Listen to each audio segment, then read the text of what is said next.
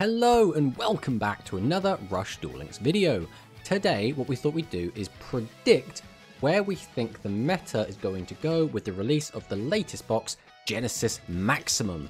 This mini box does introduce maximum monsters to the game, including Yggdrago the Sky Emperor, Machine Magnum Overlord, and Harpy Lady Sisters, which is going to shake things up quite a bit. But also we have some new skills coming to the game which will, I think, breathe a bit of life into some of the other archetypes, as well as we want to see where we think the current strong decks are going to fall, and will they have good outs to the new maximum monsters, or will they become a little bit irrelevant? So first thing we should probably do is take a look at where we last placed everything in the meta and see what we think we got wrong, what we think we got right, and kind of go from there. So first off, let's take a look.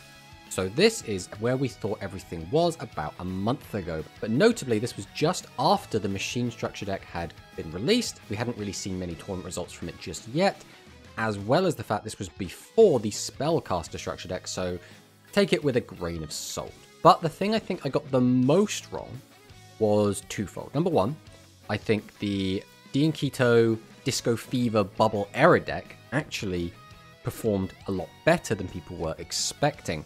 I personally was expecting Fashion of Faith to be a very powerful inclusion with the deck, but I thought it would be less consistent considering you only have 3 boss monsters to use it with, therefore most of the time wouldn't do anything, but I was completely wrong. This deck actually has been performing really, really well. And the deck that seems to have completely disappeared from the meta is the Dragonic Resonance. This deck that was absolutely everywhere and keeps getting hit after hit after hit seems to have seemingly just disappeared. This deck is not really seeing much play at all. Whenever anyone refers to dragons at the moment, they are referring to Dragon Aggro, which is basically good stuff aggro. It's a pile of all the best cards in the game, all slotted together into one deck, and that is what was, or potentially still is the best deck in the format. So outside of those two, obviously we did get the Spellcaster buffs via the structure deck, which I think really did elevate the Spellcaster strategy. Seven's Axel Road does seem really, really powerful at the moment. I think this is arguably the second best deck in the game after the Dragon Aggro. Dragon Aggro definitely feels more consistent, but the Seven's Axel Road kind of has a bigger kind of punch and a bigger overwhelm potential. But Dragius is still Dragius, and therefore whatever the best Dragius deck is will probably forever be the best deck in the game. Another notable inclusion is that the machine deck has always been performing well. I don't know if this is necessarily in tier 1, but it definitely has been up here and performing. Now, I would realistically say that these 6 are probably the strongest decks in the game. Now, what have we not been seeing? We haven't been seeing as much Ancient Arise in the Ancient Forces deck. We haven't been seeing very much Pure Rebels very recently. And some of these other lower tier decks we've barely been seeing at all, so I'm not even sure if they should even really still be in tier 3.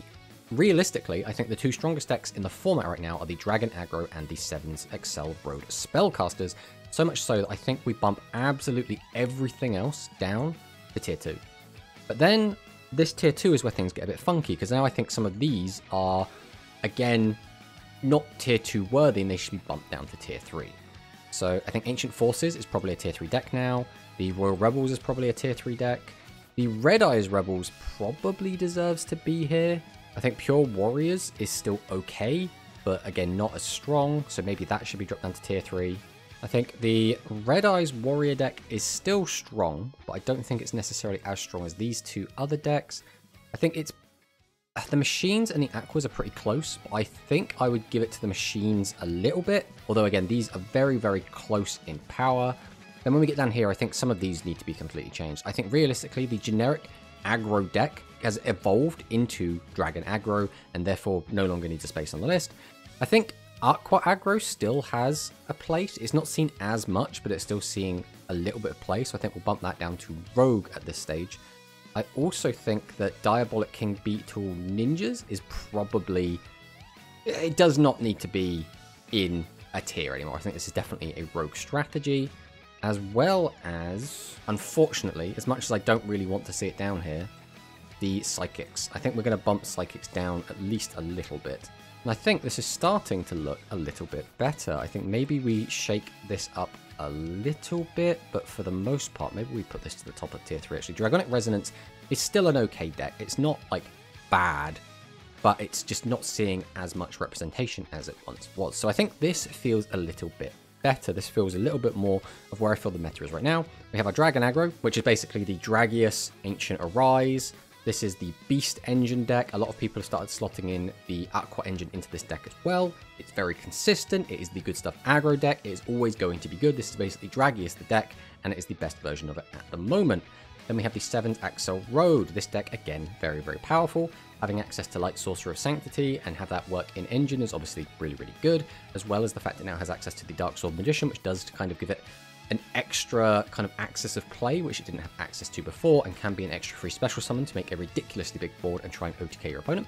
Next up, we have the Machine deck using the Ultimate Bond skill, using the Aim Eagle to boost up your monsters up to either 35 or 36 is obviously very, very strong. Having the ability to pop your opponent's monsters is always going to be very strong, and if we're able to establish our Ultimate Flag Mech Ace Breaker and then are able to protect it, we can then on the following turn use a handful of cards to pop our opponent's board and really get at them for a lot of damage. Very, very strong deck, and makes sense to be a high tier 2. And then we have our Bubble Era or our Disco Fever kind of pure Aqua build. And this deck is actually quite strong, being able to summon out the Dian Keto as a 25, being able to gain life points and discard problematic cards from the hand, being able to boost the Dian Keto, which again, Fashion of Faith can boost all of our Dian Keto, as well as being able to use the skill Disco Fever to boost all of our monsters' attack, can be quite problematic for your opponent and can be enough to kind of overwhelm them.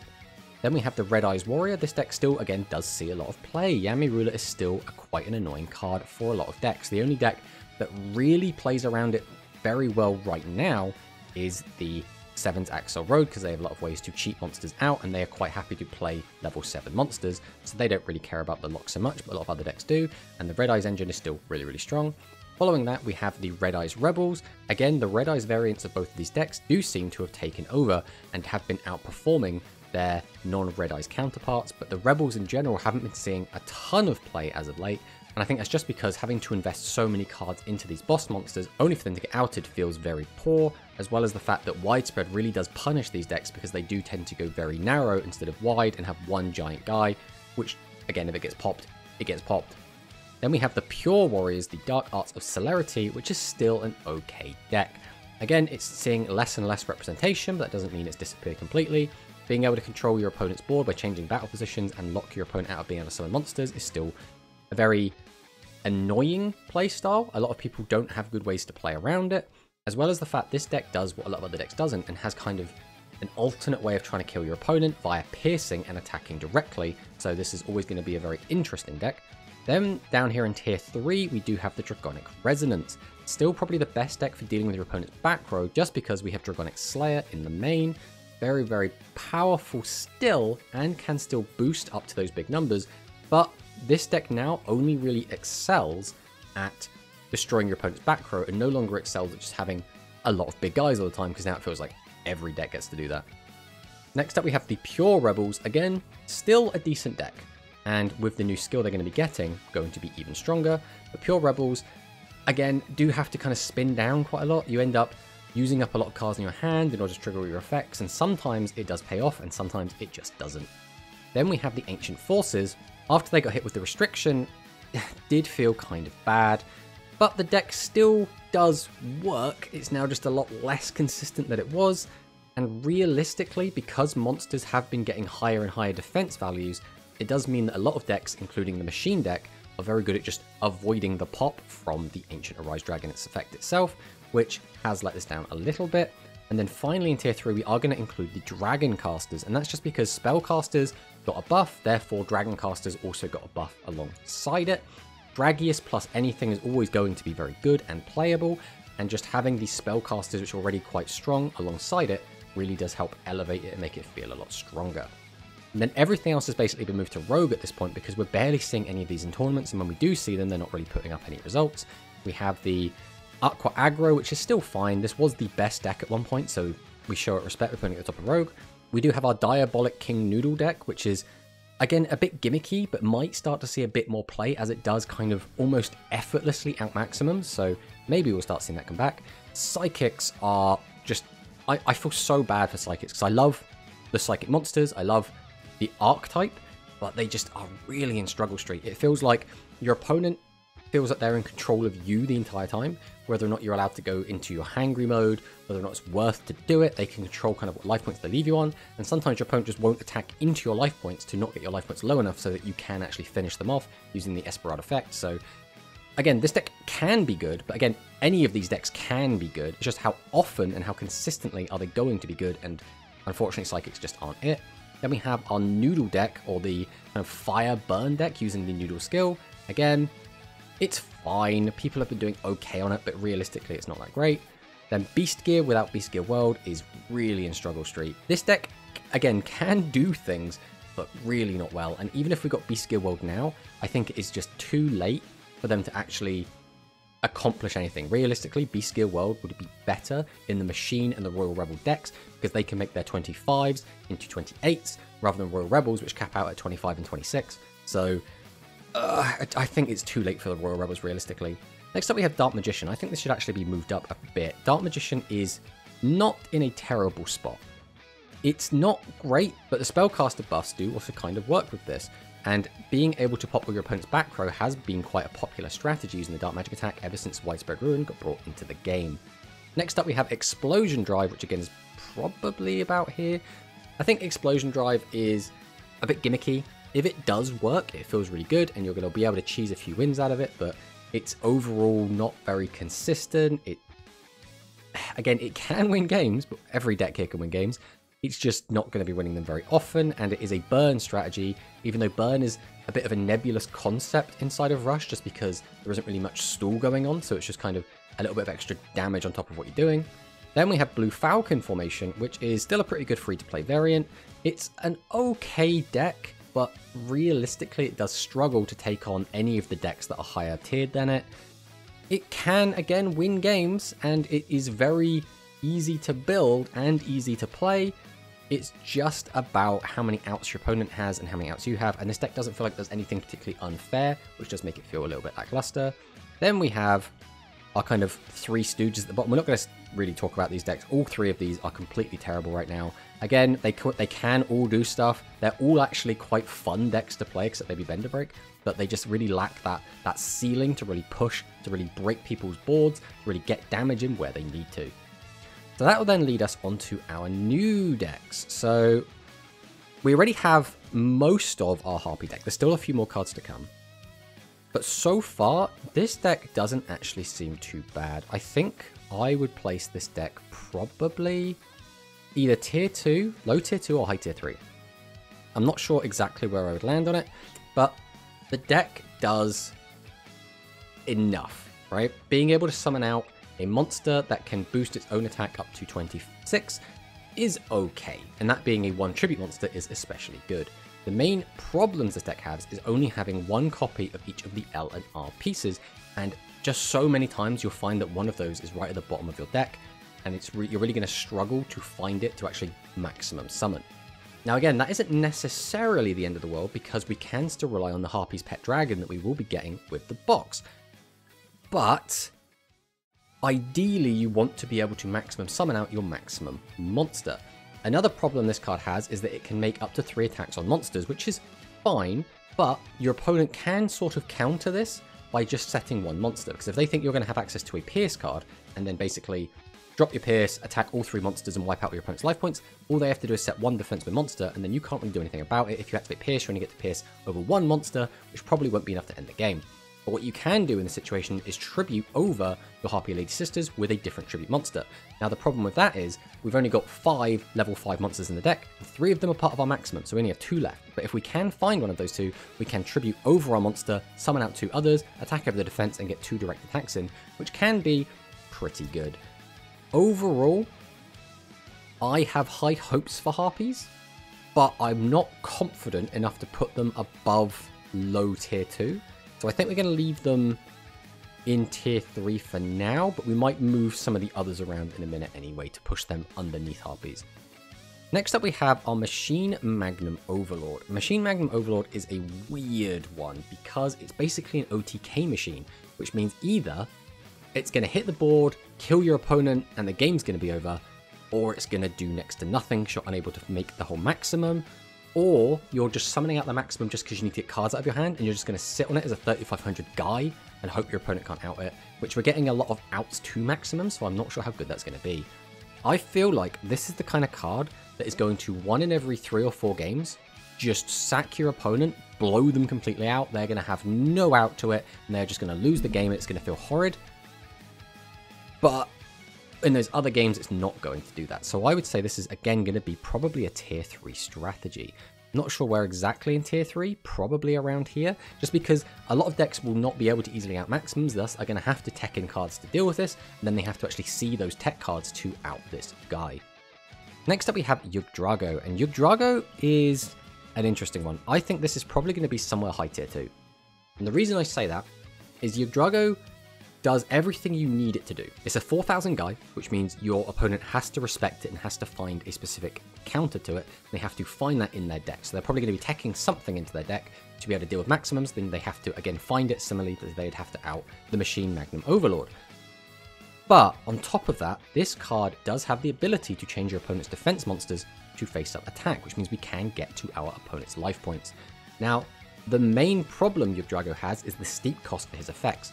Each of his effects requires to mill 3 cards. So if we do, for whatever reason, need to pop one of our opponent's monsters, then flip one of them face up, we're milling 6 cards. If we do that 2 turns in a row, that's now 12 cards milled, which is just so many in a 30 card deck. So I'm not sure, but we might be wanting to run 40 card decks with this. It's going to be difficult to tell until I actually get my hands on it and can test it. But even right now, using the skill where we've only got 1 of each copy, I was finding that if I didn't draw the maximum pieces early enough, I just wouldn't have enough cards in my deck to realistically keep using its effect to get to my opponent's life points. But theoretically, you don't need to run Pierce in this deck because, again, it has a built-in Pierce-like effect in changing your opponent's monster to attack to get to their life points. The rest of the deck for the Cyberse cards do seem pretty good. You do have a backup strategy in just kind of beating them down with the rest of the deck. A lot of the cards do kind of turbo this card out, but you are going to need a lot of cards to shuffle cards back into your deck, and I think Talismanic Seal Array might even be a necessity in this deck at 2 or 3 copies, just to keep putting cards back in the deck so we can keep milling cards to use its effect. Next up, we have our Cyberse without our maximum. So this is maximum-less Cyberse. I actually think this is potentially going to be pretty good. I'm going to put this kind of low tier 2, I think. And the reason we're putting it there is because the boss monster is actually pretty good. Atrashoot Hydron is a decent boss monster. 2500 attack base, can boost its own attack, and potentially can draw you cards, is generally quite good.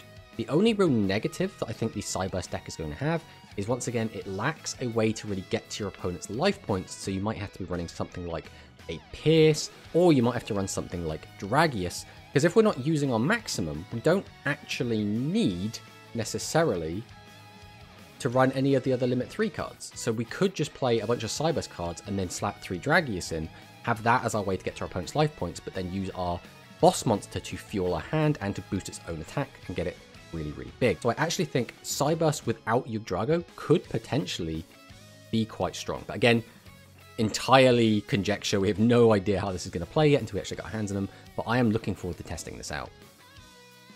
And finally, we have our Thunder deck. I really don't know where to put this. I think the Thunder deck is going to be fine, no matter what. I'm actually tempted to put it up here somewhere. I think the Thunder deck has all the tools it needs to work. It has a way to out maximums in Engine. It has a way to get to your opponent's life points in that it has piercing. It has its own back row hate. It has tools to recycle boss monsters from the graveyard. It has everything it needs, but it does them all at such a basic fundamental level that it still feels a little bit underwhelming. I think this is going to be an okay deck that's going to feel relatively consistent. It's going to have everything it needs to be able to out every other deck in the format. It's just not going to feel as bombastic. It's not going to have these big explosive turns where you do a ton and you wipe out your opponent and OTK them. I just don't think it's going to meet that kind of level. So I think we're going to put it in tier 2 somewhere. Now, we still, again, have updates to some other decks. Spellcasters, again, are getting a boost, and that is going to make them feel really good with the 7's Road Mage. That will give them the out that they need to maximums, as well as potentially another way to get in for even more damage. Then when we talk about Dragon aggro, things get a bit weird because they're not getting anything specific to boost their own strategy, but what they are getting are the generic tech cards like Talismanic Seal Array, which you can use just to, again, do massive damage to your opponent or out maximum monsters. So I think this deck is probably also going to be fine, and I wouldn't be surprised if it remained at tier 1 as much as I would really like just kind of good stuff aggro to kind of disappear a little bit. I don't necessarily hate this iteration of the deck, I just prefer it when skills lock you into playing archetypes and you're actually playing more anime-esque decks, I suppose. Again, that's always going to be personal preference. I don't know how everyone else feels about it. But I personally would much rather see like 7's Axel Road be the best deck, or Yggdrago, or the Machines, or Arcor, or anything else. Just not good stuff pile, because that basically just means get all the best cards you can find, stick them all in the deck, and have it be really, really good, which I think is a little bit boring. Machines are also getting a little bit of a buff. I might bump Machines up to tier 1. And the reason I do this is because they are getting a new battle trap, but that trap is going to be completely useless into maximum monsters, but very good into everything that isn't maximum monsters. So potentially could be quite good there. They are also getting a back row hate card, which is really, really good. Everyone obviously really wants a back row hate card. So very, very good that they are getting that, and they naturally are very good at dealing with maximums. Just using the Aim Eagle with any of the 2500s means we can crash into Magnum Overlord. We can attack over Harpy Lady Sisters. And with a little bit more effort, we can get over Yggdrago, but we do need an extra 600 boost somewhere. So it's a little bit tricky there, but we can just pop Yggdrago using the Ultimate Flag Mech Ace Breaker skill. So potentially this card is going to do really, really well. A deck that's probably not going to thrive, in my opinion, is probably going to be the Aqua deck. And that is just because in Archetype, this deck doesn't have a great way to deal with maximums. Now we can gain 400 attack and then 700 attack from our skill, which is still good, right? That will bump Dean Keto up to 3600, which is a lot. That is enough to get over a lot of the other maximums. But it just doesn't have that little bit extra. It doesn't have the effect of the Ace Breaker.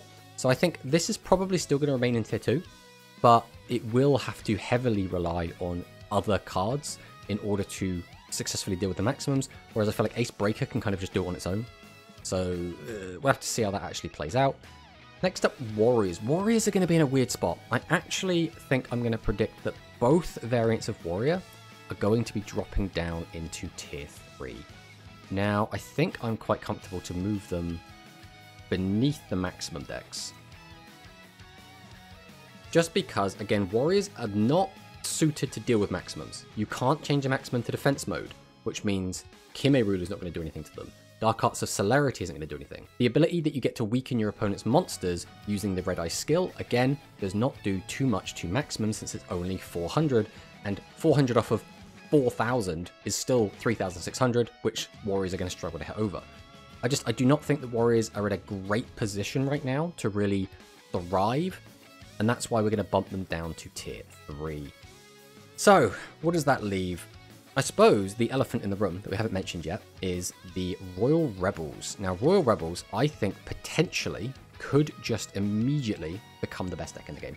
They are getting a new skill that is completely bonkers. I am a little bit hesitant to put them as tier 0, but I would not be surprised if they did. If suddenly they're winning absolutely everything, it would not be a shock whatsoever.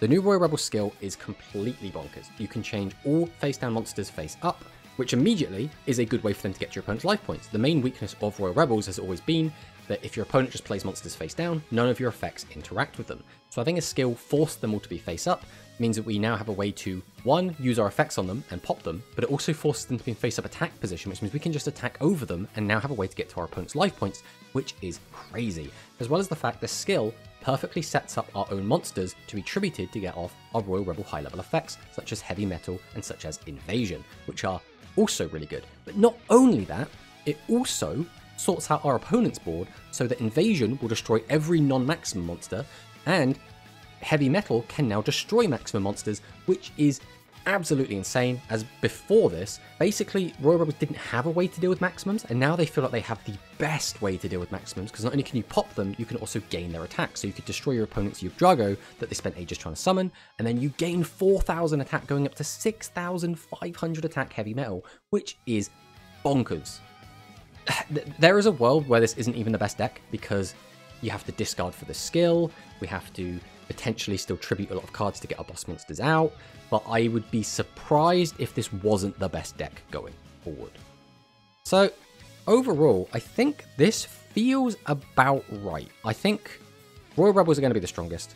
I think Dragon Aggro is still going to be really, really good. I think they're just going to have to rely on teching some other cards. I think as long as they have access to Talismanic Seal Array, basically any deck can out a maximum, but it's going to come down to do they find their outs to it. But I could also just as easily see this falling off, but I think the deck has been too resilient, and at every single meta that we've had, every single release, this deck or a variant of this deck has always been top dog, so I would be surprised to see it fall off. Spellcasters, again, still really good. They have good ways to deal with the new meta that we're going into. They have really good ways to deal with maximums, so potentially I don't see them getting any weaker, so I see them sticking around. Again, machines, really good way to deal with maximum monsters, so we expect them to do quite well.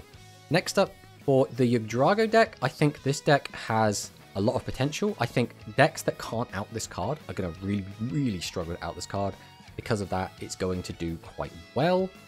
I think there is a world in which this becomes tier 1, but I just think all of these decks above it, except the Dragon Aggro deck, have really good like in-archetype ways to just deal with this card, which is really bad for it, right? If there were less ways to counter this card, I think Yugdrago could be a bit of a menace, but just every other deck seems to have a good way to deal with it, and then there's the generic cards like Talismanic Seal Array, which do just shut it down really hard. Bubble Era, I really hope this deck does stick around, because I do really like the Aqua cards. I think, again, it's in a similar position where it's not necessarily going to have all the tools it needs to deal with the maximums, and we'll have to rely on those tech cards like Talismanic Seal Array, but still we'll have access to those options and thus could still be quite strong. Red Eyes Rebels, I think, realistically, there's going to be no reason to play this. I think that's where I'm going to fit. I think this is going to slip all the way down just because, and I think because of that we're going to bump Harpies up a little bit, but I think this is going to slip down because why would you play this when you could play the new skill that does every single thing you need? There is no reason to play the Red Eyes Rebels variant anymore, and I think because that Red Eyes is going to really fall apart. In fact, I'm feeling so like sure about that, I'm going to bump that all the way down to the bottom of tier 3, and I think I'm feeling something similar with the rest of these. I think realistically, I think I'm going to have them like this. I think Warriors are going to still be in a really bad spot. I think that Red Eyes Rebels, again, there's just going to be no reason to play them. Again, like we said, Thunders, I think, are going to be in a fine spot. They have everything they need to out everything else. They have it all in Archetype, which is completely fine. Are they going to actually be able to overcome and do the unfair things other decks do? I don't really think so, but I think they're going to be a solid deck that is going to be able to... It's gonna survive, right? It's gonna live. It's gonna be playing tournaments, and I think it's gonna do okay, but I don't think it's gonna have any kind of drastic wins or anything like that. Then we have the Yugdrago-less Cyburst deck. I still think this card could be really good. Again, I really need to test this deck, but I think there is something here, and I'm really excited to play it. Then the Harpies, again, I think it needs more support. We just need more Harpy cards. I think what we've got isn't enough. We'll have to see how this performs. Then the Magnum Overlord, again, it's going to sack some games, it's going to win some games. When it does win, it's going to look insane. It's going to look like the best deck in the room. It's going to look utterly fantastic. It's going to be like, how could this deck lose a game? It looks insane. But when it loses, it's going to be like, oh, this deck doesn't actually do anything. And then it's going to feel really, really weird. I think it needs more consistency cards, and we'll have to wait and see if we do get any. And then all the other decks under it, I feel like are decks that are not poised and are not in a great position to deal with maximum monsters, and sometimes are going to struggle to have ways to get to your opponent's life points. I think the main thing Dragonic Resonance is going to have going for it is that because it is a dragon deck, it is going to have access to Dragonic Pressure, which does out maximums quite easily. So maybe there is something with Resonance there, because there will be very few decks that can actually make good use of that card, and that does kind of get echoed a little bit onto the Ancient Forces deck. I think realistically these two are going to feel a little bit underwhelming. We'll have to wait and actually see how it goes when we get to tournaments.